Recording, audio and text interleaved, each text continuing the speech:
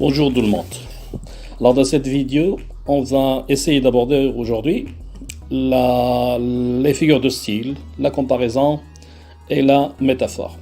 Alors la comparaison et la métaphore sont deux figures de style qui sont très proches l'une de l'autre.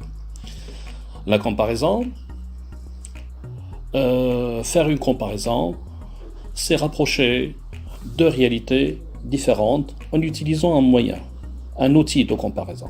Cet outil peut varier, il n'est pas toujours comme.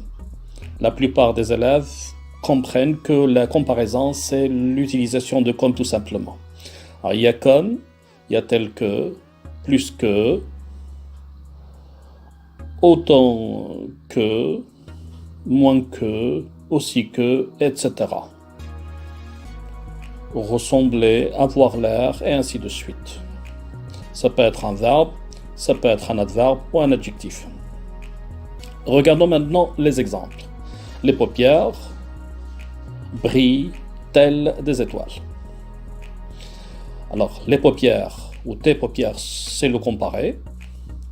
Le comparant, c'est des étoiles. Et la comparaison est établie à l'aide d'un moyen tel, qui est l'outil de comparaison. Dans la deuxième phrase, on a son regard ressemble au regard des statues. Son regard, c'est le comparé. Regard des statues, c'est le comparant. Et ressemble, c'est le verbe ressembler. C'est l'outil qui a été utilisé pour exprimer cette comparaison. Troisième phrase maintenant. Tu as le même sourire que ton frère. Alors on a le tu, c'est le comparé. Ton frère, c'est le comparant. Et on est en train d'établir une sorte de comparaison entre le sourire de la personne à qui je suis en train de parler et le sourire de son frère. Quatrième phrase. Il se débrouille comme un chef. Alors la même chose, on a utilisé un pronom, c'est il, et on a comparé sa façon d'agir, sa façon de se débrouiller à celle d'un chef. Et on a utilisé un moyen, un outil, comme. Alors vous voyez très bien, c'est clair, le comparé et le comparant. Passons maintenant à la métaphore. En ce qui concerne la métaphore, alors la grande différence entre la comparaison et la métaphore, dans la métaphore, il n'y a pas d'outil de comparaison. Ça veut dire qu'on compare, mais sans utiliser l'outil. Alors, on peut trouver par exemple deux types de métaphores. Il y a une métaphore qu'on appelle une métaphore explicite, ça veut dire claire. Ça veut dire que la comparaison est claire dans la phrase, alors que implicite, la comparaison elle est sous-entendue. Ça veut dire qu'il n'est pas clair. Voyons les exemples. Tu es un ange. Je suis en train de comparer qui? La personne avec qui je parle. Tu as un ange. Alors j'ai le comparé et le comparant. Le tu et ange. Mais il n'y a pas d'outil.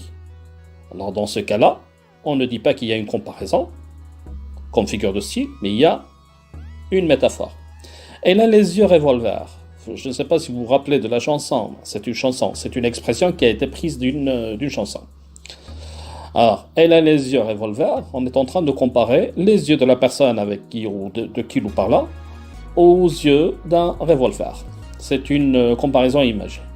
C'est ce qu'on appelle une comparaison ou bien une métaphore explicite. Alors, les cheveux lui tombent en cascade sur les épaules.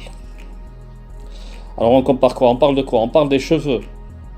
On compare les cheveux tout simplement à une cascade. La cascade, je ne sais pas si vous connaissez le mot, la cascade c'est une chute, ou shellal, c'est ce qu'on appelle shellal. Alors les cheveux lui tombent en cascade sur les épaules, on est en train de comparer les cheveux à une cascade. Quatrième exemple, autant suspend ton vol. Je ne sais pas si vous connaissez l'écrivain, c'est Lamartine, c'est un vers qui a été pris d'un poème, Martine. Alors, Ici, on est en train de faire quoi? Ici, on est en train de comparer le temps à un vol. Mais en même temps, on est en train d'utiliser un comparé qui est implicite. C'est qui ce comparé? C'est oiseau. D'accord? Pourquoi? Parce qu'on est en train de mettre en relation